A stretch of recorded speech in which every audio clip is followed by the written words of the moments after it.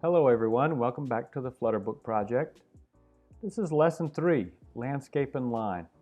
You'll need some supplies, color pencils, a standard pencil, and some outlining markers. That'll get us started. Throughout the Flutter Book Project, we want to include some mindfulness activities as well as poetry for inspiration. Oftentimes the things we see, the things we feel, and the things that we read inspire our visual artwork. And so I want to give us some activities to inspire those visual artworks in this project. This week we'll go on a mindfulness walk or roll. Could be outside or inside. Choose a quiet or secluded area or path and begin to walk or roll slowly back and forth for about 10 to 15 steps. Keep your mind focused on the experience of moving and how you maintain balance as you take steps or you roll through the space. The lane doesn't have to be very long, since the goal is not to reach a specific destination, just to practice a very intentional form of moving, where you're mostly retracing your steps.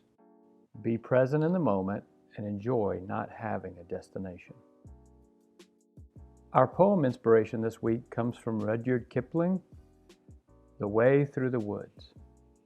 They shut the road through the woods 70 years ago. Weather and rain have undone it again. And now you would never know. There was once a road through the woods before they planted the trees.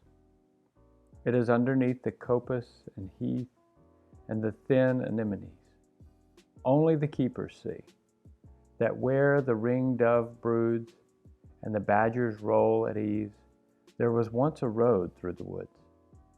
Yet if you enter the woods of a summer evening late, when the night air cools on the trout-ringed pools, where the otter whistles his mate, they fear not men in the woods, because they see so few. You will hear the beat of horses' feet and the swish of a skirt in the dew, steadily cantering through the misty solitudes, as though they perfectly knew the old lost road through the woods. But there is no road through the woods. What a wonderful poem. I hope you'll let that marinate and inspire your artwork this week. In step 1 of our artwork, we'll be creating a simple sketch. Go ahead and get out your Flutter book, turn to the first open page you have available, and we'll begin to draw hills, curving lines that go from the left-hand side of the page to the right-hand side. Try for 6 to 8 hills. In step 2, we're going to create a road.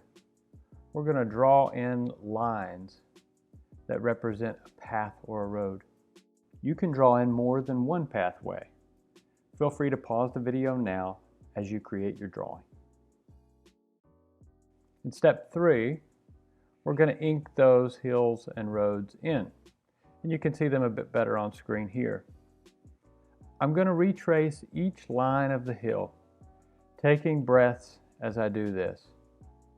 In retracing the lines of these hills, I'm thinking about that mindfulness walk, about retracing my steps. Fill your page with those lines. In step 4, we're going to add some trees to the foreground. We've created the background with the hills and the pathway.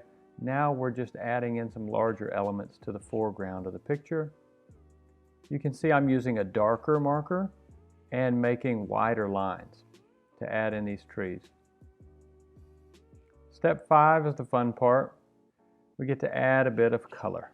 So whether you have markers or color pencils, you can go ahead and start adding in some of that color. But think about the poem. Think about the colors that were coming through in the poem. Is it a bright, sunny poem? Does it need darker, cooler colors? Does it need warmer colors? Perhaps your pathway is even covered up a bit. These are my choices, but yours will look different. I chose to finish this week's project by writing the poem on the left-hand page of my book. Writing the poem just helps me to learn the poem. Thanks for working in the Flutter book this week, and hope you have a great week. Thank you to our ArtSpark funders. Texas Commission on the Arts, Christopher and Dana Reeves Foundation, St. David's Foundation, Austin Public Library, Cultural Arts City of Austin, and the Donald D. Hamill Foundation.